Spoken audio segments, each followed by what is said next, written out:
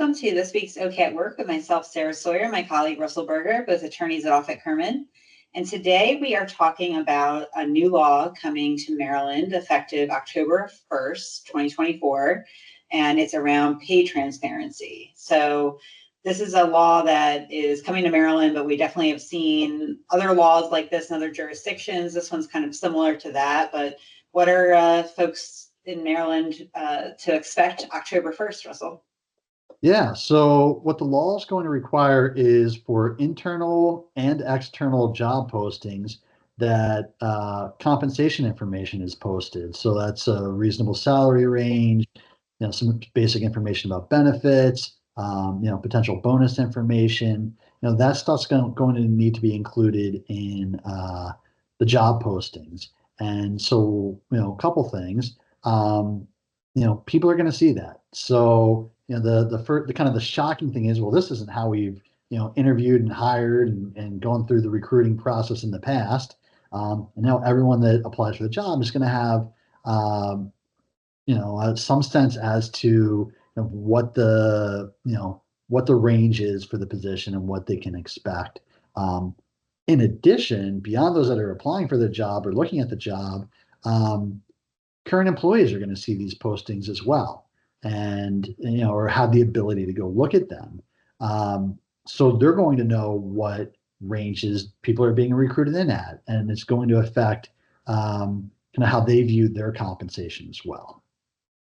Yeah, it's a good time to that point to look at the pay scales of current employees. Take a look, make sure you've got good job descriptions and a good structure in place.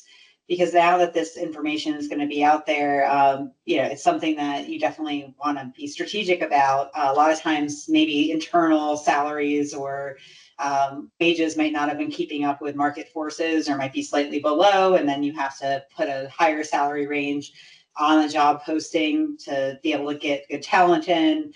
And that's going to matter, practically speaking, with your current employees and how that's going to impact your organization. So this is coming. It's definitely a trend.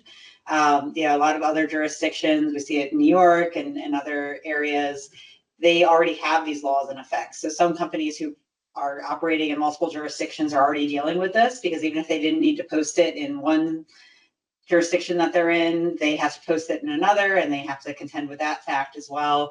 Obviously, there could be different ranges for different regions for different reasons. Right?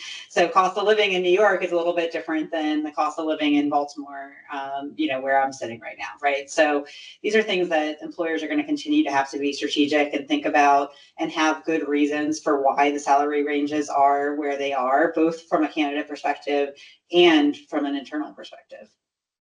Yeah, and as you were saying, I think it really makes sense, from an HR operational side to look at job descriptions, do some salary banding, and figure out, well, who else is in this position, what are they making, what is the range, and it's going to force or compel a degree of formality into what we do from an employer standpoint, because like you're saying, like you don't want to employees to say, hey, why is this person making more money than me? And if the answer isn't, well, they work in the Manhattan office, it costs twice as much to live there, you need to have, you're not going to have a great explanation, or at least not one that's going to be suitable to the employees. So I think it really matters to get the ducks in a row, be clear about what job is what, and have distinct job descriptions. And if a job is going to a little bit different and you want to pay someone more for it, that's fine, but make sure that the job descriptions are clear and distinct,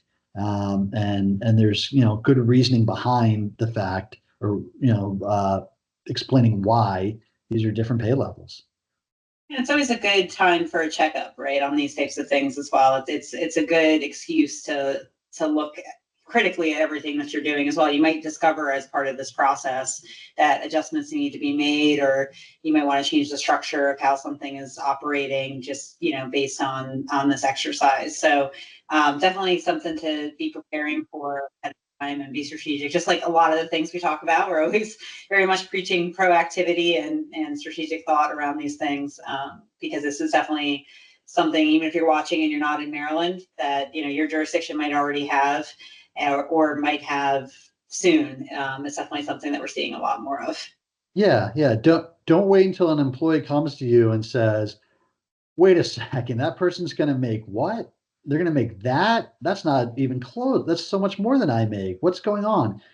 Don't wait to have that conversation. Assume that that conversation is going to be forthcoming if you don't intervene, and intervene and head it off at the pass.